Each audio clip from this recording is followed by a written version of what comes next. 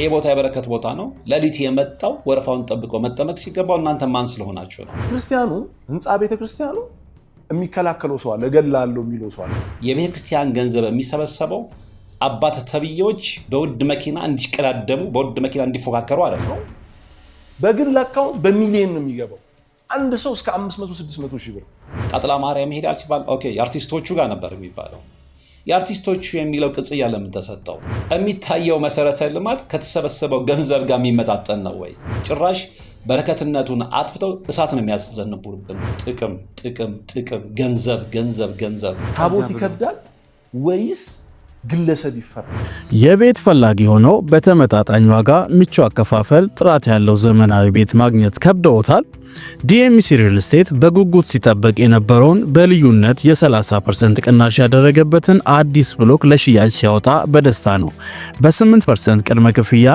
ማለትም ባለ 1 መኝታ 432000 ባለ 2 መኝታ 620000 ባለ 3 መኝታ 740000 ሲሆን 40%ን በ3 ዓመት ከፍለው 60%ን እየኖሩበት በ20 ዓመት በምቹ አከፋፈል ስርዓት የቤት ባለቤት እንዲሆኑ ተመቻችቶሎታል ለበለጠ መረጃ ስክሪኑ ላይ ባለው ስልክ ይደውሉልን የተዘጋው እየተሰራ ድንጋይ እየተደረደረ ስለሆነ አይደለም ስለ ህመሙ ነው ህመሙ ደግሞ ባጠፋ ነው በመናመጣው ጥፋት እንጂ በመናመጣው ጥፋት እያመጣ ነው ባለነው ጥፋት ነው እንጂ እየመጣ ያለው በሌላ ነገር አይደለም ለመጣልህ ነው እዚህ ጋር አሁን ለምሳሌ አንዱ ይገባል 2 ወር ይቆያል ትንሽ እውቅና ያገኛል ይሄን አስተባብራለሁ ይላል የራሱ መንገድ ነው የሚያመቻቸው ካምፓኒ ነው የሚሆነው ቤተክርስቲያኑ በቃ ሀብት ሰብስቦ ነው የሚወጣው በቃ ሁላችንም በህይወታችን ውስጥ የከበዱን ያልተመለሱልን ጥያቄዎች አሉ እነዚህን ጥያቄዎች መልስ ያገኙ ዘንድ ተማምነን የምንሄድባቸው ቦታዎች አሉ የጸበል ስፍራዎች እንዲሁም ገዳማት ብዙዎቻችን ረጅም ጊዜ አብሮን የነበረ የህይወት ጥያቄ ተመልሶልናል ያልተመለሰልንም አለን ያልተመለሰልን ተስፋ ሳንቆርጥ ነገ ከነጎዲያ ይመለስልናል በሚል ቀቢጸ ተስፋ እየጠበቅን ነው ስለዚህ ይሄም የሆነው እግዚአብሔርን ተማምነን የቅድስት ድንግል ማርያምን አማላጅነት ዋቢ አድርገን ነው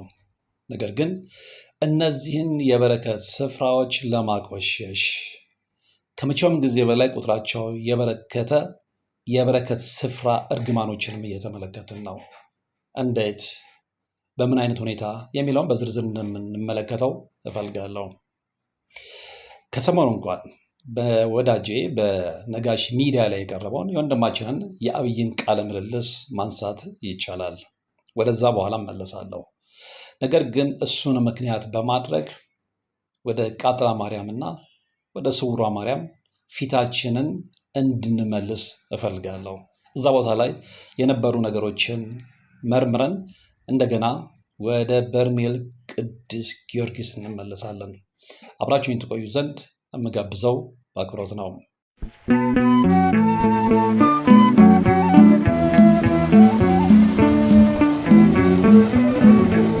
ሰላምታውን አርሳውትም በሀገር ውስጥና በመላው ዓለም ትገኙ ወደ ቻናሌ ተከታታዮች ሆናችሁ ውድ ኢትዮጵያውያንና ኤርትራውያን እንደምን አላችሁ እግዚአብሔር ይመስገን እኔ ደህና ነኝ ይሄው ዛሬም እግዚአብሔር ፈቅዶ ተገናኝተናል ወደ ጉዳያችን እንግባ እንግዲህ እንዳልኳችሁ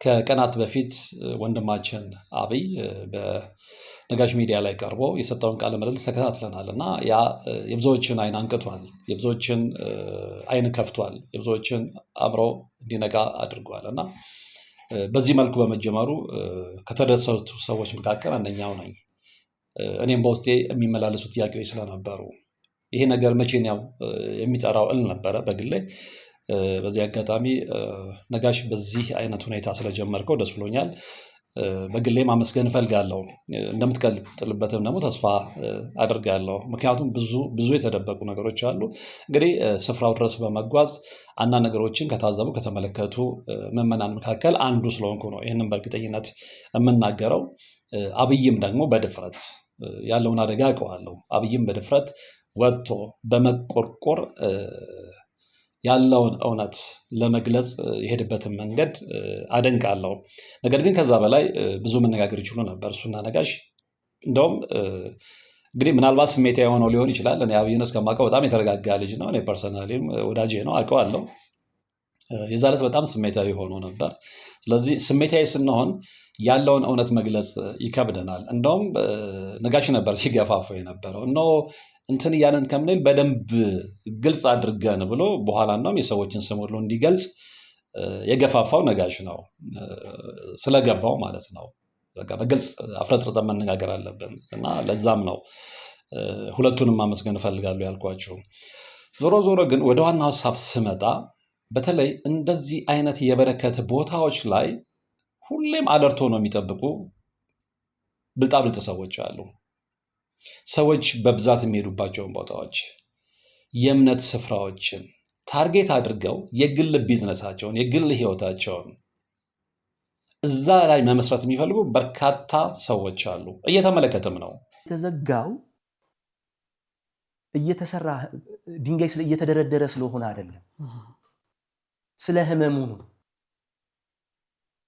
ህመሙ ደግሞ ባጠፋ ነው በምናመጣው ጥፋት እንጂ በምናመጣው ጥፋት እያመጣ ነው ባለነው ጥፋት ነው እንጂ እየመጣ ያለው በሌላ ነገር አይደለም። ልመጣልህ ነው እዚህ ጋር። አሁን ለምሳሌ አንዱ ይገባል፣ 2 ወር ይቆያል፣ ትንሽ እውቅና ያገኛል፣ ይሄን እናስተባብራለሁ ይላል። የራሱን መንገድ ነው የሚያመቻቸው። ካምፓኒ ነው የሚሆነው ቤተክርስቲያኑ። በቃ ሀብት ሰብስበው ነው የሚወጣው። በቃ ግን ምንድነው ችግራችን? ምዕመናኑን ፊት ለፊት አይናገርም፣ በውስጡ ያጉረመርማል። ስለዚህ አንድ ላይ ሆኖ ነገሮች የሚጠሩበትን ሁኔታና መንገድ አይፈልግም፣ አይመቻችም። አንዳንዱ ይፈራል፣ አንዳንዱ ምን አገባኝ እኔ እዛ ጋ ቦታ ላይ ሄጄ የበረከት ተቋዳሽ ከሆንኩ ነው። ይሄ አያስኬድም። ምክንያቱም የበረከት ቦታዎች ጸጋቸው ይነሳል፣ አትጠራጠሩ። የበረከት ስፍራዎች ጸጋቸው ይነሳል። ስለዚህ ይሄ ሁኔታ በዚህ አይነት ነገር መቀጠል ስለሌለበት፣ በዚህ አይነት ሁኔታ መቀጠል ስለሌለበት የግልጽ መነጋገር፣ በግልጽ መወያየት የግድ ያስፈልጋል። ሪስክም ይመጣ ሪስኩን ተቋቁመው። ምክንያቱም ያ ዓለማዊ ስፍራ አይደለም፣ ያ መንፈሳዊ ስፍራ ነው። ወደ ኋላ ልመልሳችሁ፣ ወደ ቃጥላ ማርያም። እንግዲህ ብዙዎቻችሁ እንደምታስታውሱት ቃጥላ ማርያም በአንድ ወቅት በጣም የተወራለት በጣም ዝነኛ የነበረ ስፍራ ነበር። ለእሷ ምን ይሳናታል? በትክክልም የበረከት ቦታ ነበር፣ በትክክልም የጸጋ ስፍራ ነበረ። ግን በኋላ ምንድን ነው የሆነው? እጅግ በጣም ብዙ ሰዎች የዛን ቦታ የዛን የበረከት ስፍራ ተአምር ሰምተው ከተለያዩ ቦታዎች ከሀገር ውስጥም ከውጭውም ዓለም ወደ ቃጥላ መጉረፍ ጀመሩ። ብዙዎች ዳኑ፣ ብዙዎች ምስክርነትን ሰጡ። በዓለም አቀፍ ደረጃ ተነገረለት። በዓለም አቀፍ ደረጃ ስላችሁ ሜንስትሪም ሚዲያ ላይ ስለተለፈፈ አይደለም። ነገር ግን ውጭ ያሉ ኢትዮጵያውያኖች በባረማዱ እንግዲህ ብዙዎቻችን እንዳለመታደል ሆኖ ኢትዮጵያውያን እንዳልሽው ያልተበተኑበት ቦታ የለም እና ከዛ ሁሉ የሚመጡ አስተያየቶችን እንሰማ ነበረ። ስለዚህ የዚህ ስፍራ የበረከትነት ቦታነት ከዳር እስከ ዳር የተመሰከረለት ነበረ። በኋላ ግን ምንድን ነው የሆነው? ልክ ይሄ ቦታ የብዙዎችን ትኩረት እንደሚስብ ሲታወቅ እንደነገርኳችሁ የበረከት እርግማኖች መጡ። በየቦታው የበረከት እርግማኖች አሉ። በነገራችን ላይ መጡና ያንን ቦታ ተቆጣጠሩት። ሲገቡ ግን እነሱም ከምዕመናኑ ጋር ተመሳስለው ነው። በኋላ ግን ያንን ቦታ ተቆጣጠሩት። ወንዝ የማያሻግር ጊዜያዊ ስማቸውንና ዝናቸውን ተጠቅመው ያንን ቦታ በደንብ ነው የተቆጣጠሩት።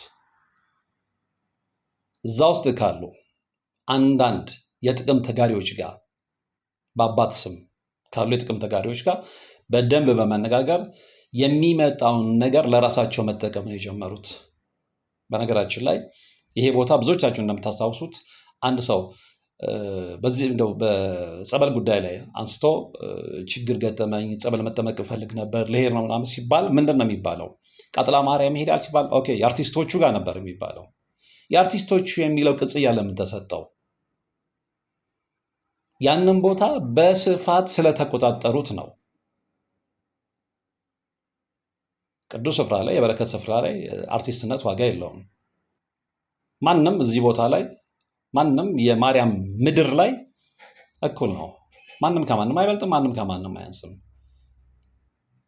እድናለሁ ብሎ ከጎዳና ላይ ተነስቶ የጎዳና ተዳዳሪ የመጣውም ላይ በቃ የኔ ዝና በሱ እሳቤ ማለት ነው የኔ ዝና የኔ ስም ላይ ነው ብሎ የሚያስበውም እኩል ናቸው። ምናልባትም ደግሞ በእግዚአብሔር ዘንድ እንደውም ከአርቲስቱ ይልቅ የጎዳና ተዳዳሪው የተሻለ ቦታ የተሻለ ክብር ይኖረዋል።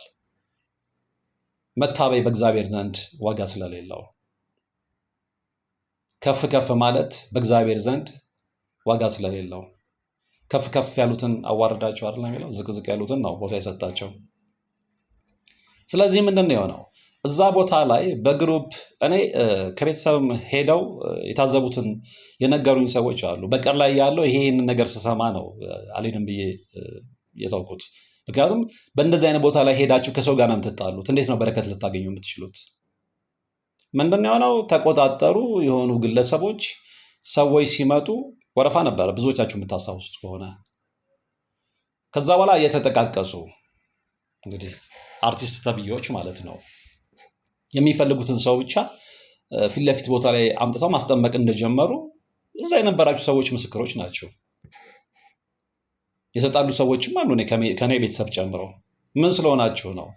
ይሄ ቦታ የበረከት ቦታ ነው። ሌሊት የመጣው ወረፋውን ጠብቆ መጠመቅ ሲገባው እናንተ ማን ስለሆናችሁ ነው? እንግዲህ ታያችሁ፣ ዓለማዊ ስምን ነገርኳችሁ፣ ወንዝ የማይሻግርን ዝናን ይዞ እዛ ቦታ ላይ መመጻደቅ ያመጣውን ነገር ሁላችሁም የታዘባችሁት ነው። እዛ ስፍራ ላይ እኔ አንዲት ሴት ከስዊዘርላንድ ደውላልኝ ነበረ። ከስዊዘርላንድ ደውላልኝ። ልጅቷ ኤርትራዊት ነች። ቤተሰቦቿ ያሉት አስመራ ነው። ወደዛ ማትሄድበት የራሷ ምክንያት አላት። ግን ረጅም ጊዜ ያሳለፈችው ስዊዘርላንድ ነው። ጥሩ ስራ አላት፣ ጥሩ ትንቀሳቀሳለች፣ ጥሩ ገቢ አላት። ነገር ግን በመግቢያ ላይ እንዳልኩት ብዙዎቻችንም የህይወት ፈተና አለና ልክ እንደ ብዙዎቻችን የህይወት ፈተና እሷም የህይወት ፈተና ስለነበረባት ስለ ቃጥላ ማርያም ዝና ትሰማለች። ትመጣለች። መታ እዚህ ቦታ ላይ ተጠምቃ ውጤት አየች፣ ደስ አላት። የብዙ ጊዜ የህይወት ጥያቄዋ መልስ አገኘ፣ ደስ አላት። ይህንን ቦታ መርዳት ፈለገች። ነገር ግን ሀገር ኢትዮጵያ ውስጥ የምታውቀው ሰው የለም። ጠይቃ ነው የመጣችው። ስለዚህ እዚህ ቦታ ላይ መጥቼ ከተፈወስኩ የሆነ ነገር ማድረግ አለብኝ ለቃጥላ ማርያም ብላ እዛ አካባቢ ሰዎች ስትፈልግ እንደ አጋጣሚ እንደ አለመታደል ሆኖ ከአንደኛው አርቲስት እጅ ላይ ትወድቃለች። ነገረች፣ እንዲህ ከዚህ ቦታ ነው የመጣሁትኝ፣ እንዲህ አሁን የነገርኳችሁን ማለት ነው። ችግር የለውም በቃ እኛ እዚህ አስተባባሪዎች ስለሆነን በእኛ በኩል መርዳት ትችላለች ነው የተባለችው። ወርቃ ፈራው ኢን ሚሊየን የሰጠሁት ነው ያለችኝ። ኢን ሚሊየን የባናነችው ግን ቆይታ ነው። ያ ገንዘብ በእርግጠኝነት ቃጥላ ማርያም እንዳልገባ እርግጠኛ ነች። እንዲህ አይነት ማፊያዎች፣ እንዲህ አይነት የበረከት እርግማኖች ባሉበት እንዴት ነው ሰው ሊድን የሚችለው? ወቀው ይልሃል፣ አንዱ በጎን ይልሃል፣ አንዱ በግል አካውንት ይልሃል። ቤተ ክርስቲያኗም በራሷ ትሰበስባለች። ህዝቡ ከየት ይሁን? አሁን እኔም እንደ ግለሰብ ላይገባኝ ይችላል፣ ተገብቶኝም አይደለም። ግን አይ ከዚህ በላይ ከሆነ ሌላም ነገር ነው። በዚህ ሰዓት ህብረተሰቡ ራሱ ተከፋፍሏል። አንዱ የአንዱ ማህበር ደጋፊ ነው፣ አንዱ የአንዱ ማህበር ደጋፊ ነው። ሰበካ ጉባኤውን ይጠለዋል። የሆነ ህብረተሰብ ደግሞ ጥቅም ፈላጊ አለ። እንዲህ ተከፋፍለው ይሄ ሁሉ የሆነው እነዚህ ሰዎች በፈጠሩት ጉዳይ ነው። ሰው መዳን ፈልጎ ሄዶ ከሰዎች ጋር በግሩፕ የሚሆነው ለምንድን ነው? ከዛ ለምንድን ነው የሆነው? የበለጠ ዝናው እየጨመረ ሲሄድ የዛ ቦታ የቃጥላ ማርያም ስፍራ ዙሪያው ላይ አረቄ ቤቶች፣ ጫት ቤቶች፣ መጨረሻ ላይ ኮንደም ሁሉ መገኘት ነው የጀመረው። ሰዎች ደጋግመን የሰዶምና የገሞራን ታሪክ እንደግመዋለን የምንለው ያለ ምክንያት አይደለም። ዛሬ ስለ ቃጥላ ማርያም እንዳነሳ ይገፋፋኝ የበርሜል ቅዱስ ጊዮርጊስ ስፍራ ነው፣ እሱ ላይ እንመለሳለን። ነገር ግን ቃጥላ ማርያም ጋር የነበረው ነገር ሰው ተነስቶ አምጾም ቢሆን እንዲህ በሚያደርጉ ሰዎች ላይ አምጾ መፍትሄ ቢኖር ኖሮ ወደ ሌሎቹ ይሄ በሽታ እንደ ኢንፍሉዌንዛ እንደ ወረርሽኝ አይተላለፍም ነበር። ሰው አግረመረመ። የዛ ቦታ ላይ እንግዲህ አሁን ስለ ቃጥላ ማርያም ይወራል አይወራም? እዛ ቦታ ላይ ሄጄ ተጠምቄ ድኛለሁ የሚል አለ? የለም። ለምን? በራሳችን ኃጢአት፣ በራሳችን ክፋት፣ በራሳችን ግለኝነት ያመጣ ነው የርኩሰት ተግባር ስለሆነ ማለት ነው። የአባቴን ቤት መሸቀጫ አረጋችሁት እንዳለው ጌታችን መድኃኒታችን ኢየሱስ ክርስቶስ መሸቀጫዎች እየሆኑ ነው እንደዚህ አይነት ቦታዎች። ገና ስለ ጸጋቸው አውርተን ሳንጨርስ ሳንጠግብ ሳንረካ እንዲህ አይነት ቦታዎች ላይ ሸቃዮች ይገቡበትና ዓለማዊ ሰዎች ይገቡበትና ዝናለን የሚሉ ሰዎች ይገቡበትና ያንን ቦታ ተቆጣጥረው ያረክሱታል። ቃጥላ ማርያም ያ ነው የሆነው። ቅድም ነግሬያችኋለሁ። የአርቲስቶቹ ማርያም እስክትባል ድረስ ማለት ነው። ለአርቲስቶች ማን ነው ማርያምን የሰጣቸው? ማርያም የሁላችንም ነች። ሊያውም ደግሞ በእንደዚህ አይነት ሁኔታ ማርያም የማንም አትሆንም። እነሱ በሄዱበት መንገድ እነሱ ርካሽ ዝናቸውን ተጠቅመው ያንን ቦታ ለመቆጣጠር ባደረጉበት እንደዚህ አይነት የበረከት ቦታዎች እኮ እዩኝ አይባልባቸውም። የሚባሉባቸውም ስፍራዎችም አይደሉም። ሌታሴ በአንተ ሚዲያ የተሰበሰበ ይኖራል። ለዛ ምን ላይ ደረሰ ብትል የሰበሰበን አካል ትጠይቃለህ። እኔን ግን የት ታውቀኛለህ? አሁን እኔ ዛሬ ባልመጣና በርሜል እንደዚህ አይነት ሽቀላ ነው የምለው እኔ ሽቀላ ነው። እንዲህ አይነት ሽቀላ ብሸቅቅ የት ታገኘኛለህ? የትም። ከማማት ውጭስ ምን ታመጣለህ? ምንም። አየህ፣ ያንን ተከትሎ ግን ብዙ ነገር ነው የተበላሸው፣ ብዙ ነገር። ስለዚህ እኛ የምንድንባቸው ቦታዎች እንዲረክሱ አንፈልግም ነው። አሁን ይሄንን ለምእመናኑ የምናገረው። ብዙ ሰው የህይወት ጥያቄ ያለው አሁንም ያልተመለሰ እኔን ጨምሮ ሁላችንም በየጊዜው በየረድፉ የህይወት ጥያቄዎች አሉን። አንዱን ሄደን እናስመልሳለን፣ የሚቀር ይኖራል። የቤተሰቦቻችን፣ የልጆቻችን፣ የእህቶቻችን፣ የወንድሞቻችን በየተራ ነው። በአንድ ጊዜ ሁሉንም ችግር ልንፈታ አንችልም።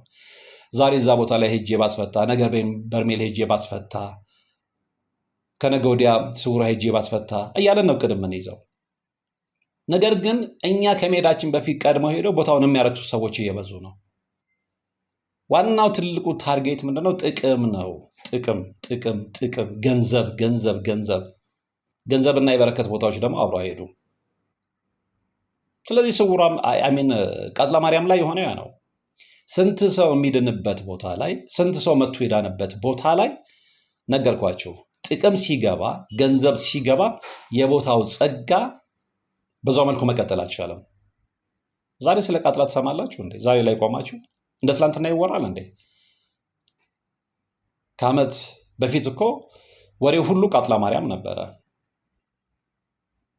ከዛ በኋላ ግን በነገርኳችሁ መንገድ ቦታው ስለረከሰ፣ ቦታውን ስላረከሱት ቅድስት ድንግል ማርያም መቼም አትረክስም። መቼም። ያንም ቦታ ግን የበረከት ቦታ ያሳጡት ሰዎች ምናልባት ከመሰላቸው ቅድስት ድንግል ማርያም ሁሌም እንደተከበረች ነው፣ ሁሌም እንደታፈረች ነው፣ ሁሌም እንደተመሰገነች ነው፣ ሁሌም ጸጋዋ እንዳለ ነው። ምናልባት እነሱ ቢያረክቱት ቦታውን ነው፣ ምድሩን ነው።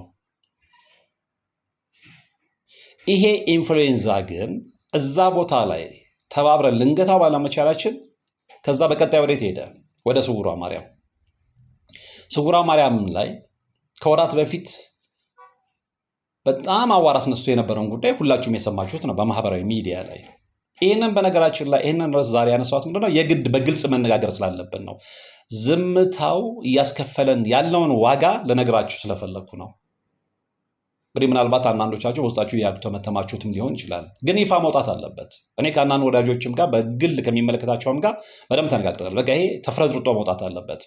ሌቦች እነማን እንደሆኑ በግልጽ መታወቅ አለባቸው። ሌቦች መባል አለባቸው። ከስህተታቸው እንዲታረሙ መነገር አለበት። የማይታረሙ ከሆነ መመናኑ ጣልቃ እንዲገባ ይደረጋል።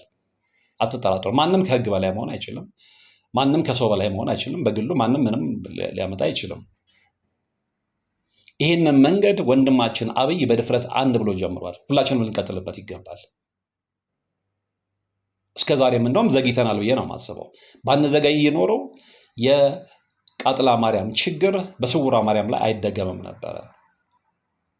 ነገር ግን ይሄ ኢንፍሉዌንዛ ተላልፎ ሄደና ስውሯ ማርያም ላይ ገባ። ግለሰቦች እንደፈለጉ በገንዘብ መቀለድ ጀመሩ፣ በገንዘብ መጫወት ጀመሩ። እዛ ቦታ ላይ ያሉ በገንዘብ የተገዙ ቦታው የሚመለከታቸውም ሰዎች ራሳቸውን ዲፌንድ ማድረግ ነው እንጂ የፈለጉት አይ በትክክል አጥፍተናል ብለው ሊያምኑ አልፈለጉም። ነገር ግን ምዕመናን እየወጡ የደረሰባቸውን እንግልት የደረሰባቸውን ስቃይ ሁሉ ተናግረዋል። ያንን ግን እዛ ቦታ ላይ ያሉ አስተዳደርም የሚባሉ ሰዎችም አምነው ሊቀበሉ አልፈለጉም። ደውዬ የቦታውን አስተዳደር በስልክ አናግሬያቸዋለሁ። አይ ነገር ግን ስማችንን ለማጥፋት የፈለጉ ሰዎች እንዲሆነ ነገር ነው ምናምን ተብሎ ተደባብሰው ነው የታለፈው። ያንን ቦታ ግን ማን እንደሚያሽከረክረው ብዙዎቻችሁ በማህበራዊ ሚዲያ ላይ ተከታትላችሁታልና ድጋሚ አልደግመው። አንዲት ልጅ ያም ደግሞ እዚህ ግቢ የማትባል አንዲት ልጅ ነች ያንን ቦታ እንደፈለገ የግል ግዛት አድርጋ ነገር ግን በዛኛው በኩል ያሉት ሰዎች የሚጠቀሙ ሰዎች ምንድን ነው ያሉት? አይ እንደውም ለቦታው ብዙ እንቅስቃሴ ያደረገችው ምናምን ብለው ነው ሊሸፋፍኑ የፈለጉት። ገንዘብ ያለበት ቦታ ላይ ሁሌም ችግር ነው። ያ ቦታ ደግሞ በምዕመናን ገንዘብ እየተሰራ ያለ ስለሆነ ምዕመናን ያገባናል በቀጥታ በተለይ እዛ ቦታ ላይ የበረከት ስራ ላይ የተሳተፋችሁ ሰዎች ይመለከታቸዋል። ምክንያቱም በእናንተ ገንዘብ ነው። እሱም ብቻም አይደለም። አሁን እዛ ቦታ ላይ አስተዳደሩም ሌሎችም ከነሱ ጋር የወገኑ ሰዎች የሚናገሩት ምንድን ነው? አይ መሰረተ ልማት እያካሄድን ነው እንዲህ ነው እየተባለ ነው። ነገር ግን ገንዘቡ ከተሰበሰበ ጊዜ ጀምሮ እስካሁን ድረስ የተሰበሰበው ገንዘብ ስንት ነው? የሚታየው መሰረተ ልማት ከተሰበሰበው ገንዘብ ጋር የሚመጣጠን ነው ወይ? ሌታሴ በአንተ ሚዲያ የተሰበሰበ ይኖራል። ለዛ ምን ላይ ደረሰ ብትል የሰበሰበን አካል ትጠይቃለህ። እኔን ግን የት ታውቀኛለህ? አሁን እኔ ዛሬ ባልመጣና በርሜል እንደዚህ አይነት ሽቀላ ነው የምለው እኔ ሽቀላ ነው። እንዲህ አይነት ሽቀላ ብሸቅቅ የት ታገኘኛለህ? የትም። ከማማት ውጭስ ምን ታመጣለህ? ምንም። አየህ ቤተክርስቲያኑ ስንት ጊዜ ሆነው? ቤተክርስቲያኑ ከተጀመረ 8 ዓመት 9 ዓመት። ብር እንደ አሸዋ የሚታፈስበት ቦታ ነው። 8 ዓመት ለምን ቆየ? ምክንያቱም ለበርሜል ጊዮርጊስ ሲባል ህይወቱን የማይሰጥ ማንም ስለሌለ፣ አብዛኛው ደግሞ ከውጭ የሚመጡ ናቸው። ለረፍት ብለው 15 ቀን ብለው ቤተሰቦቻቸውን ሳያዩ ድነው መሀይም የሆነ ሰው ካልሆነ በስተቀር የፈለገ እንደው የመጨረሻው መሀይም ካልሆነ በስተቀር ያንን ነገር አይቶ የተሰበሰበውን ገንዘብና የተሰራውን መሰረተ ልማት አነጻጽሮ ገንዘብ እንደባከነም ማወቅ አይከብደውም። በአካፋ ይገባል። የሚታየው ግን ሰው እንዳያጉረምረም ትንሽዬ ነገር የሆነ ጡብ ነገር ይጣላል። ከዛ መሰረተ ልማት ተሰራ ይባላል። ሌላው ቀሪውስ ገንዘብ። ይህንና መመናኑ መጠየቅ ያለበት። ስለዚህ የዛኛው በሽታ እዚህም ጋር ገባና ምዕመናኑንና እዛ ቦታ ያሉት ሰዎች አተራመሳቸው። ደፍረው እንደ ወንድማችን አብይ ያሉ ሰዎች ፊት ለፊት ሲጋፈጡ ደግሞ አርፋችሁ ቁጭ በሉ ብለው ድብደባ፣ አብይ ላይ ድብደባ ደርሷል እያልኳቸው አይደለም። ልክ እንደሱ የወጡ ሰዎች ላይ ግን ስውሯ ማርያም ላይ የተደበደቡ ሰዎች ራሳቸው እየወጡ በማህበራዊ ሚዲያ ላይ ቲክቶክ ላይ ተመልክተናቸዋል። ተደብድበናል፣ የራሳቸው መኪና ይዛቸው መሄድ አትችሉም ተብለናል። እንዲህ አይነት አድቬንቸር የሚፈልጉ ሊያም ደግሞ በቅዱሳን ስፍራዎች ላይ አድቬንቸር የሚፈልጉ የግል ጥቅማቸውን የሚያሳድዱ ሰዎች ነቅሰዋል። ለእነዛ ሰዎች ለብቻቸው ማን ነው ኃይልና ጉልበት ይሰጣቸው? እነሱን ከሌላው በላይ ያደረጋቸው ምንድን ነው? ይሄ ነገር የምር ነው የምላችሁ።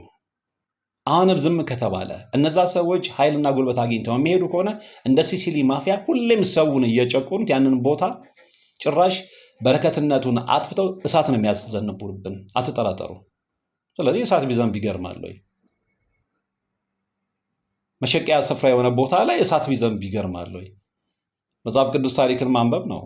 ሰዶምና ገሞራ ላይ ያ ሁሉ የእግዚአብሔር ቅጣት የደረሰው ለምንድን ነው? ከድርጊታቸው መታቀብ ስላልቻሉ ነው። ስለዚህ በዚህ ዘመንም ከድርጊታችን መታቀብ ከዚህ ከርኩስ ድርጊታችን መታቀብ ማንችል ከሆነ በእግዚአብሔር ቤት የሚሸቁሉ ሰዎች እስከበዙ ድረስ እሳት መዝነቡን አትጠራጠሩ፣ የጊዜ ጉዳይ ነው። እሱም ይሁን ተብሎ ስንት ተራግቶ በዚህኛው በኩል በሀቅ የወጡ ሰዎች ወጥተው ድምፃቸውን አሰምተው በዛኛው በኩል ደግሞ ውሸት ነው፣ ስም ለማጥፋት ነው፣ ያ ሁሉ ሽኩቻ ከተደረገ በኋላ ተረሳ። አጋጣሚ ሆኖ አንድ ቦታ ይሄድ ነበር እና ሲሄድ በስውራ በኩል ነው ያለፍኩት። እዛው ጋር ወርደን እዛው ተሳልመን ሄድ ነው። ነገር ግን ተሰብስቧል ተብሎ ሪፖርት የተደረገልኝ ገንዘብና እንግዲህ ሰዎችን በዛ ጉዳይ ላይ ኢንተርቪው ስላደረኩ ነው ሪፖርት ተልኮልኛል ያልኳቸው። የተባለው ገንዘብና እዛ ቦታ ላይ የማየው ልማት በፍጹም ሊጣጣምልኝ አልቻለም። ቀሪውስ ገንዘብ ማን ነው የሚጠይቀው? የግለሰቦች ገንዘብ። የቤተክርስቲያን ገንዘብ የሚሰበሰበው ሰዎች ID6 እንዲነዱ አይደለም። የቤተክርስቲያን ገንዘብ የሚሰበሰበው ሰዎች ራቫፎር እንዲነዱ አይደለም። የቤተክርስቲያን ገንዘብ የሚሰበሰበው አባት ተብዬዎች በውድ መኪና እንዲቀዳደሙ በውድ መኪና እንዲፎካከሩ አይደለም። አሁን እየሆነ ያለው የምንመለከተው እውነታ ግን ያ ነው። የአንደኛው ደብር አስተዳዳሪ ራቫፎር ይዞ የተመለከተው የሌላው ደብር አስተዳዳሪ ከማን አንሼ በሚል ስሜት በተለያየ መንገድ ገንዘብ ተሰብስበው ወይ ID6 ወይ እንዲህ አይነት ነገር መቆም አለበት። ሰዎች ባዶ እግሯን እየሄደች ቅጠል ጠርጋ ማገዶ ሰብራ መቀነቷን ፈታ ከምትሰጥ እናት ላይ በተሰበሰበ ገንዘብ የሚነዳ ID6 አፈር ይብላ።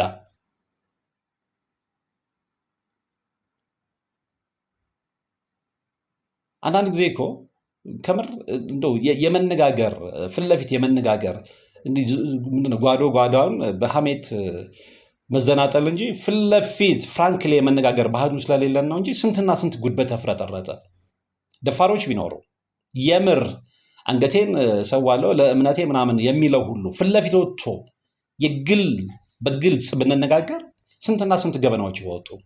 መቀጠልም ያለበት ያ ነው። ነግሬያቸዋለሁ። ከተወሰኑ ወንድሞች ጋር ተነጋግረን ወደ ኋላ ማለት የለም ብያቸዋለሁ። አስፈላጊ በሆነበት ሰዓት ላይ እንገናኝ። ስለዚህ በየቦታው ላይ የሚደረጉ ነገሮች ይፋ መውጣት መቻል አለባቸው። አለበለዛ ብልጣብልጦች እየተጠቀሙ ምዕመናን ከሌለው ነገር ላይ ቀንሶ እየሰጠ ለሌሎች ነው መኪና የሚገዛው፣ የሌሎችን ህንፃ ነው የሚሰራው። እኔ በተሰበሰበ ገንዘብ መሀል ውድ የሆነ ስፍራ ላይ ቤት የሚሰራ ሰው አውቃለሁ። አትጠራጠሩ። ከነገ ወዲያ የሚገለጥ ነገር ነው። ተጀምሯልም። ምንም ያልነበረው ሰው ትንሽ እርሾ ይዞ መጥቶ ተቀላቅሎ በተሰበሰበ ገንዘብ በግል አካውንት በሚገባ ገንዘብ ይሄ በጣም ነውር ነው። በጣም ነውር ነው። ሰዎችን ቺት ልናደርግ እንችላለን። መድኃኒዓለምን ግን ቺት ማድረግ አንችልም። አንድ ቀን ትዕግስቱ አልቆ መበቀል ሲጀምር ስለ ክብሩ የተሰራውን ኃጢአት ዋጋ መክፈል ሲጀምር አይደለም ቤቱ ብዙ ነገሮች ይፈርሳሉ። አይደለም የተሰራው ቤት መሀል ከተማ ላይ የተሰራ ቤት አይደለም የተገዛ ውድ መኪና ብዙ ነገሮች ይበላሻሉ። ሊያውም ደግሞ ከእግዚአብሔር እናውቃለን ቅዱስ ስፍራዎችን እኛ ማኔጅ ማድረግ እንችላለን የሚሉ ሰዎች እኮ ናቸው በእንደዚህ አይነት ቅሌት ውስጥ እየተሳተፉ ያሉት። ይሄም መቋጫ አጥቶ ምንም ነገር እንዳልመጣ ሲታወቅ ይሄ ኢንፍሉዌንዛ ደግሞ ወደ ተሻገረ ብዙዎች ተስፋ ወዳደረጉበት በርሜልስ ቅዱስ ጊዮርጊስ እዛም በነበርኩበት ሰዓት ላይ በወሬ ደረጃ ይነገሩ የነበሩ ነገሮችን ሰማ ነበረ። ግን የሆነ ነገር ሳይጣራ ዝም ብሎ ትክክል ነው ብሎ መቀበልም ትክክል አልነበረም። ጊዜ ይፈልጋል ለማጣራት፣ ብዙ ነገሮችን ሪቼክ ለማድረግ ብዙ ነገሮች ያስፈልጉ ነበር። ግን በራሱ ጊዜ ገፍቶ መጣ። ሀ ተብሎ ተጀመረ። ሽኩቻዎች እንደነበሩ እናውቃለን። ግን የሽኩቻዎቹ መንስኤዎች ምንድናቸው የሚለውን ነገር ነበር ለማጣራት ጊዜ ያስፈለገው። ያ ቦታ የበረከት ቦታ ነው። ያ ቦታ የቅዱሳን ስፍራ ነው። ግን እዛ ቦታ ላይ የበረከት እርግማኖች ምን ያደርጋሉ? በኋላ ከሁሉም ወገን ለማጣራት ሞክሬ ነበረ። ሁሉም የራሱ መንገድ ነው የተናገረው። የበረከት ቦታ ላይ ሰማዕቱ የሚያድንበት ቦታ ላይ መቧደኑ ለምን አስፈለገ? ጥቅም ከሌለ መቧደን የለም አይደል? እዛ ቦታ ላይ የበረከት ቦታ ነው፣ ቅዱስ አገልግሎት ነው የምንሰጠው የሚሉ ሰዎች ተስማምተው ነው መስራት ያለባቸው። አሁን ግን ያለው እውነት አይደለም። ካልተደባበቅን በስተቀር ቡድን በዝቷል፣ መቧደን በዝቷል፣ ግሩፕ በዝቷል። በዛ ውስጥ የከበደው ምንድነው ታውቃለህ? የተከፋፈለው ህዝብ ነው። ዲያቆን ከካህኑ፣ አገልጋዩ፣ ሰበካ ጉባኤው፣ ህንፃ ኮሚቴው የተከፋፈለ ህዝብ። ሁሉም የሚያከፋፈለው ብቻ ግን ዋናው ነገር ገንዘብ ነው። ገንዘብ። ያም ደግሞ እንዴት ነው? ደጋፊ በማሆነ ጉዞ ወኪል ነኝ ልበለህ፣ ደጋፊ በማረገው ነገር ለኔ እንዲመች ቦታው ለኔ እንዲመች በማረገው መንገድ ሰው ተከፋፍሏል። የዚህ መነሻው ማን ነው ብለታል? የጉዞ ማህበራት ናቸው ብለታል? የጉዞ ማህበራት መነሻው አንዴ አንድ ሰማዕቱ ጋር አንድ ብዙ ሰዎች የሚጠመቁበት የበረከት ቦታ ላይ 5-6 ቡድን ምንድን ነው የሚያደርገው? 5-6 ቡድን ለምንድን ነው የሚሻኮተው? ጥቅም ከሌለ እኔ እንደምነግራችሁ አይደለም። መሳሪያ እስከ መማዘዝ ያደረሱ ጉዳዮች እንዳሉ አሁን እየሰማው ነው። በጣም ነውር ነው። ከሚገባው በላይ ነውር ነው። ያለውን ችግር በውይይት መፍታት አይቻልም ወይ?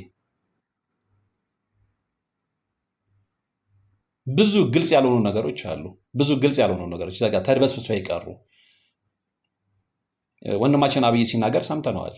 ሌላው ቀርቶ አሁን የበርሜል ቅዱስ ጊዮርጊስ የቤተ ክርስቲያኑ አካውንት ታግዷል ነው ያለው። አስደንጋጭ ነው። ሰዎች ከውጭና ከሀገር ውስጥ መርዳት ይፈልጋሉ።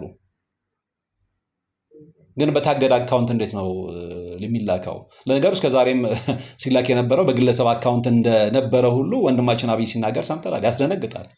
እንዴት ነው የቤተ ክርስቲያን ገንዘብ በግለሰብ አካውንት የሚገባው? ያንን ለምን ብሎ የሚቆጣጠር አካል የለም ወይ? ሰበካ ጉባኤው አለ፣ ሀገረ ስብከቱ አለ። ስራቸው ምንድን ነው? ችግር ካለ ተነጋግረው ከአቅማቸው በላይ ከሆነ ለሚመለከተው አካል ለምን አይመለክቱም? መንፈሳዊ ጉዞ ማህበራት አሉ። መንፈሳዊ ጉዞ ማህበራቱ ምንድን ነው የሚሰሩት? በግለሰብ አካውንት እየገባ ሳለ ነው ወይስ እነሱም የጥቅም ተጋሪዎች ናቸው? በምንም አይነት ተአምር ከምዕመናን የሚሰበሰብ ገንዘብ ቤተክርስቲያኑ አካውንት እያለው በግለሰብ አካውንት የሚገባበት ምንም አይነት ምክንያት የለም። ይሄ ግን እየተነገረን ነው። ይሄ ወሬ አይደለም። ይሄ አሉባልታ አይደለም። ይሄ ሰዎችን ታርጌት አድርጎ እነዛን ሰዎች ዲፋም ለማድረግ አይደለም። ማስረጃ ስላለ ነው። እሱም ብቻም አይደለም። ሌላ በጣም ሾክ ያደረገኝ ነገር ልንገራችሁ። አንዲት ሰዓሊ ነበረች አሉ እና ያቺ ሰዓሊ በስምምነት አንዲት ስዕል አድኖ ትስራለች። ከዛ በኋላ ያንን ስዕል አድኖ መልሱልኝ ነው ምናምን ስትል የተሰጣት ነው የተባለው መልስ በጣም አስደንግጦኛል። በነገራችን ላይ ከዚህ በፊትም ሰምቼዋለሁ። እዛ በርሜል ሆኜ ይህንን ወሬ ሰምቼዋለሁ። አይ ግን ስም ማጥፋት ሊሆን ይችላል ብዬ ነበረ ችላ ያልኩት። ወንድማችን አብይ ግን በነጋሽ ኢንተርቪው ላይ በደንብ ተናግሮታል። ምንድን ነው የተባለው? ስዕል አድኖ መጣ መልሱልኝ ሲባል 2 ዓመት ሻንሸቅልበት። እንዴት ነው በስዕል አድኖ የሚሸቅለው? ወረዳ ቤተ ክህነቱ አያውቀውም፣ ሀገረ ስብከቱ አያውቀውም፣ ኢቨን ሰበካ ጉባኤው አያውቀውም። ይሄ ስዕል እየተሳለ እንደሆነ አያውቁም። ስዕሉን ጨርሳ ብር ስጡኝ ስትል 2 ዓመት ሳንለምንበት አንሰጥሽም አሏት። እንዴ ምን ትላለህ ታዲያ? ይሄ አይደለም ሀተት አይደል? እሳት አያዘንብ? ከባድ አይደለም? ኧረ ሰዎች እንዴ! እንደውም በዚህ ጉዳይ ላይ ስናወራ ጉዳዩን ከሰሙና ከሚያውቁ ሰዎች ጋር ምን አይነት ስም እንደወጣለት ታውቃለህ አሉ። ስል ቅዱሱ ሽቀላ ነው ያሉት። እንዲህ ብሎ ማፌዝ የለም። በተለይ ሰማዕቱ ደጅ ላይ እንዲህ ብሎ ማፌዝ የለም። ቅዱሱ ሽቀላ ብሎ ነገር የለም። በስዕል አድኖ ይሸቅል 2 ዓመት። ኧረ ነውር ነው ሰዎች፣ ኧረ ነውር ነው እንዴ!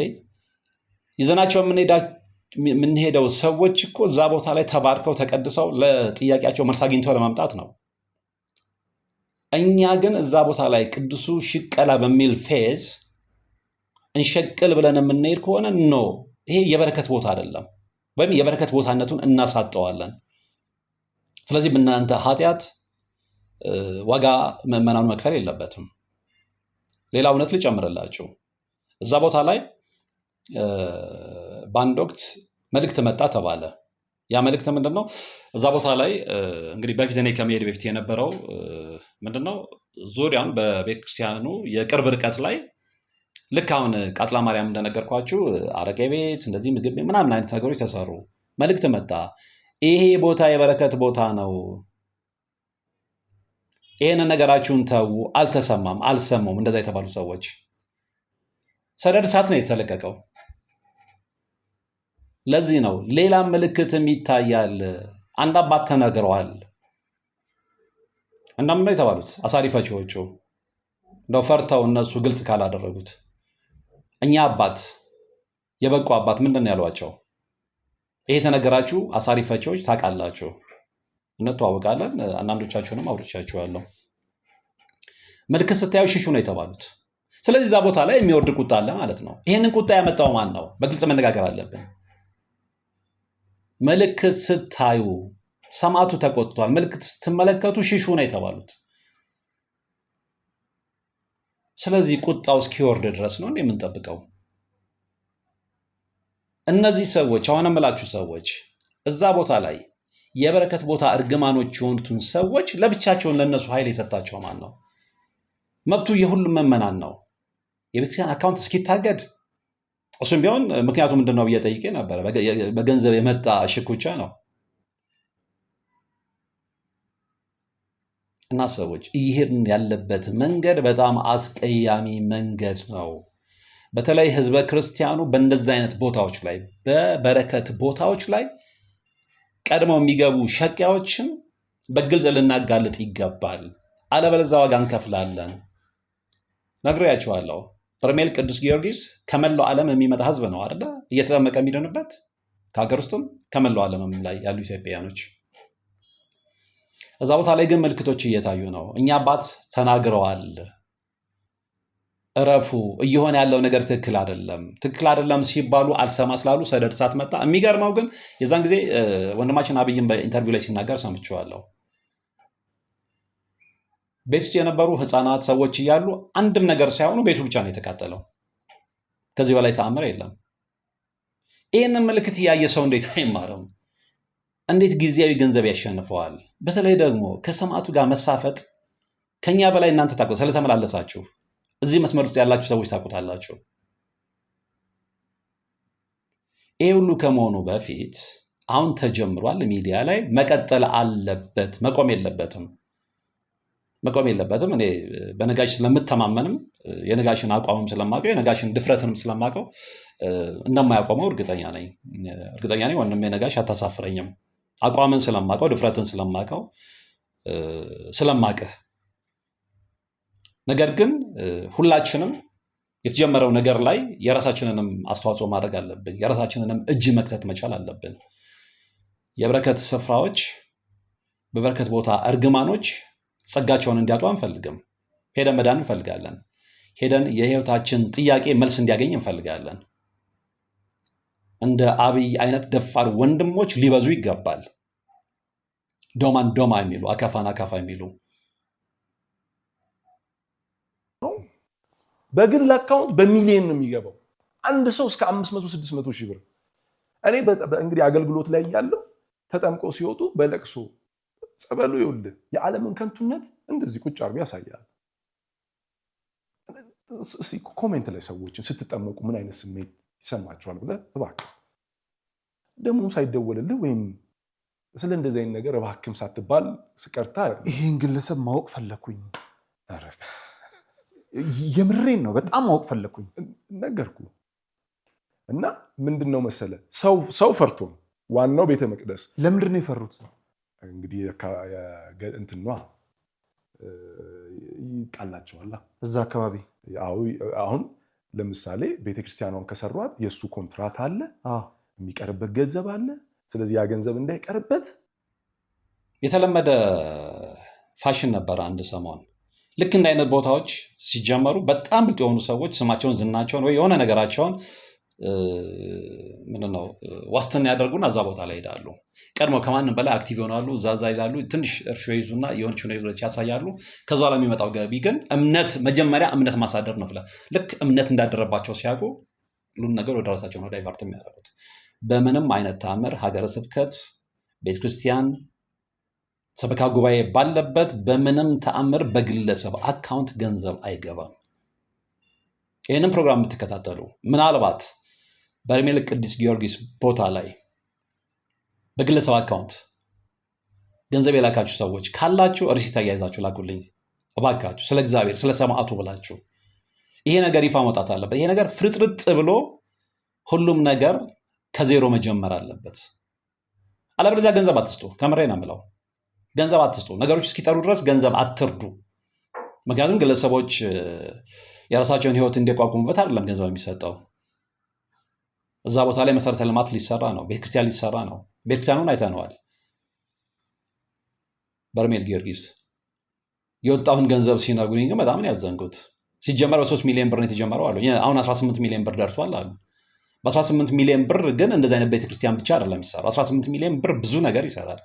ማን ምንም ብሎ ስለማይጠይቅ ነው ይሄ ሁሉ። ማንም በቃ ጠያቂ ስለሌለ ማለት ነው። እባካችሁ ገንዘብ ያልቃል።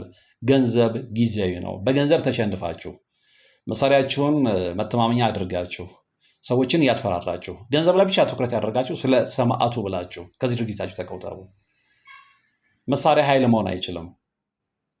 ሰማዕቱ ቅዱስ ጊዮርጊስ ከመሳሪያም በላይ ነው። ሰማዕቱ ቅዱስ ጊዮርጊስ ከእናንተ ጉልበት በላይ ነው። ይህንን ግምት ክተቱ። ወደኋላ ሄድ ብላችሁ የትዕቢተኞችን መጨረሻ ተመልከቱ። መጽሐፍ ቅዱስ ላይ አንብቡ። ጎልያድ በትዕቢቱ ነው በዳዊት ጠጠር የወደቀው። ሚሊዮን ጊዜ መሳሪያ ብትታጠቅ ከእግዚአብሔር የተላከ ዳዊት ከመጣል ታሸንፎ አትችልም። በጣም ነውር ነው። በበረከት ቦታዎች ላይ እርግማኖች በቅለው ጸጋን የሚያስገፍፉ ከሆነ ነውር ነው። ከነውርም በላይ ነውር የሚለው ቃል እንደውም አይገልጸውም። ስለዚህ መልካም ነገሮች ተጀምረዋል ነጋሽ ሚዲያ ላይ፣ ግን ስለ እውነት የሚሉ ሚዲያዎች ሁሉ እዚህ ላይ ሊዘምቱ ይገባል። ቃጥላ ላይ ዝም ስላለን፣ ስውሯ ላይ ዝም ስላለን፣ በተቻለን መጠን ብንነካካው መሄድ ያለብንን ያህል ስላልሄድን ነው አሁን ወደ በርሜል ቅዱስ ጊዮርጊስ ሄደው። ከዛስ እንግዲህ ዓለም ሁሉ ይድንበታል ያልነውን የተማመንበትን ቅዱስ ስፍራ ነው እንግዲህ በእንደዚህ አይነት ሁኔታ ስሙን እያስነሳን ያለ ነው። በእንደዚህ አይነት ሁኔታ ጸጋው እንዲነሳ እያደረገን ያለ ነው። ለግለሰቦች ጥቅም ተብለው ኧረ ነውር ነው። ስለዚህ ሁላችንም እንነጋገር። ሚዲያው ብቻ አይደለም፣ የዛ የበረከት ስፍራ ተጠቃሚዎች የሆናችሁ ሁሉ መነጋገር አለብን። ውጭም ያላችሁ ሀገር ውስጥም ያላችሁ ይሄንን ሚዲያ የምትከታተሉ ጉዳዩ በነጋሽ ሚዲያ ላይ ተጀምሯል። ነጋሽ ሚዲያንም የምትከታተሉ ሁላችሁም ይመለከታችኋል፣ ያገባችኋል። ይሄ የአንድና የሁለት ሰው ጉዳይ አይደለም። በነገራችን ላይ ይሄ ነገር ጦዞ ለመነጋገር የሚመለከታቸው ሰዎች ማክሰኞ ዕለት ቀጠሮ ነበራቸው። መረጃው አለኝ። ማክሰኞ ዕለት ቁጭ ብለው በቃ ተነጋግረው ውሳኔ ላይ ሊደርሱ። ምክንያቱም የዚህ ሁኔታ አካሄድ በተለይ ደግሞ እዛ ውስጥ ስማቸውን የሚነሳውን ሰዎች አላማራቸውም። ስለዚህ ነገ የሚመጣውን ግብረ መልስ ስለሚያውቁት እዛ ነገር ውስጥ ላለመግባት ተሰብስበው መነጋገር ግድ ነበረባቸው። ቀጠሮ ያዙ። ነገር ግን ቦታ ላይ መገኘት ካለባቸው ወሳኝ ሰዎች መካከል አንደኛው አይመቸኝም ብሎ ነው የቀረው። ነው አይመቸኝም ብሎ በመቅረት ቀነ ቀጠሮ በማብዛት ነገሮችን ወደ ኋላ ለመጎተት በማብዛት ነገሮችን ማደባበስ አይቻልም። ሁሉም ራሱ ጋር ያለውን እውነት ይፋ ማውጣት አለበት። ምናልባትም ደግሞ እዛ ሰውም ጋር እውነት ሊኖር ይችላል። አለኝ የሚለውን እውነት ግን ቀርቦ ካልተናገረና ካላሳመነ ሰዎች እንዴት እምነት ሊኖራቸው ይችላል? ስለዚህ እንዲህ አይነት ሰዎች ስትቀጣጠሩ ምክንያት አትፍጠሩ። ተገናኙ። ስለሚመለከታችሁ እናንተ ችላ ብትሉት ነገኛ ችላ ስለማንለው፣ ምክንያቱም ሚዲያን የያዝ ነው። እውነቱ ሰው ጋር መውጣት ስላለበት፣ ሰው ጋር መድረስ ስላለበት እስኪ መጀመሪያ ራሳችሁ ተሰብስባችሁ የራሳችሁን ጉዳይ ራሳችሁ ፍቱ በሚል ነው እንጂ ሚዲያው በዛ መንገድ መሄድ አቅቶት አይደለም። ሁላችሁም መላቅ ያወጣችሁ ብዙ ሰዎችን ወደ ቅዱሳን ስፍራ የምታጓጉዙ ብዙ ነገር የምታውቁ ስለሆናችሁ መጀመሪያ እስኪ ተነጋገሩና ራሳችሁ ፍቱ በሚል ነው። ነገር ግን አንዱ አይመቸኝም አንዱ ይመቸኛል ብሎ ነገሮች የሚጓተቱ ከሆነ አትጠራጠሩ። እጃችን ላይ ደረሰውንም ማስረጃ ይዘን ይፋ እንወጣለን። እዛ ድረስ ለምን እንሄዳለን? ሁሉም ነገር መፍትሄው እጃችሁ ላይ ነው። ስለዚህ መጀመሪያ እናንተ ጋር ሰላም አስፈኑ። ሰላም እንደሌለ ስለማቅ ነው። አንድ አይነት ስራ እየሰራችሁ ምንም የሚያጣላችሁ ነገር የለም። ሁሉም የራሱን ስራ ነው የሚሰራው እንጂ አንዱ ስለ አንዱ ክፋት እየተናገረ አንዱ አንዱን ጉድጓድ ምሶ ለመቅበር እየታተረ እዛ ቦታ ላይ ሰዎችን እናድናለን ብላችሁ ይዛችሁ መሄዱ ፌዝ ነው የሚሆነው። መጀመሪያ ልባችሁ በይቅርታ ይታጠብ። መጀመሪያ በእናንተ መሃል ያለውን ሰላም ፍቱ፣ ቅራኔውን ፍቱ፣ ሰላም አምጡ እንጂ ሰላም በሌለበት ልባችሁን የቂም ማደሪያ አድርጋችሁ ይዛችኋቸው የምትሄዱት ሰዎች በረከት ያገኛሉ፣ ጥያቄያቸው መልስ አግኝቶ ይመጣል ብላችሁ አታስቡ። አለበለዚያ ተራ ነጋዴዎች ነው የምትሆኑት። ተራ ነጋዴዎች ናችሁ የምትሆኑት። ግን እስከዛሬ ባደረጋችሁት ምዕመናኑን ላይ ላደረጋችሁት አስተዋጽኦ እናመሰግናችኋለን። ያንን ስማችሁን ይዛችሁ ነው መቀጠል ያለባችሁ እንጂ ተራ ነጋዴነታችሁ በመረጃ የተደገፈ ይፋ የሚወጣ ከሆነ ነው የትናንት ማንነታችሁ ዋጋ ያጣል። ያን ደግሞ እንዲሆን የምትፈልጉ አይመስለኝም። ስለዚህ ቁጭ ብላችሁ ተነጋገሩ። ማክሰኞ ዕለት ብዙዎቻችሁ ቀጠሮ እንደነበራችሁ አውቃለሁ፣ መረጃው አለኝ። ነገር ግን እንዳልኳችሁ አይመቸኝም በሚል ሰበብ አንደኛ ወሳኝ ግዴታ ደግሞ ያ ሰው መገኘት ነበረበት። እሱ ስላልተገኘ ስብሰባው እንደተበተነ አውቃለሁ። ያ ግን መፍትሄ አይሆንም እና የበርሜል ቅዱስ ጊዮርጊስ ቦታ እስከ መጨረሻው መፍትሄ እስከሚያገኝ ነገሮች ጥርት ብለው እስከሚወጡ ድረስ አናቆምም። የምናውቀውን ይፋ እናደርጋለን። ሌላው ሁሌም የሚከነክነኝ ነገር አለ። ሁሌም የሚከነክነኝ እዛ ቦታ ላይ መሄድንም የማመሰግነው አንደኛው ያው ዋናው የግል የህይወት ጥያቄ ስላላችሁ ነው የምትሄዱት። ግን እግረ መንገድ ደግሞ እንደ ሚዲያ ሰው የምትታዘቡት ነገር አለ እና ጠይቄያለሁ። እዛ ቦታ ላይ ያሉት አሳሪ ፈቺዎች የወር ደመወዛቸው ስንት ነው ብዬ ነበር። እንደሌላቸው ነው የተነገረኝ።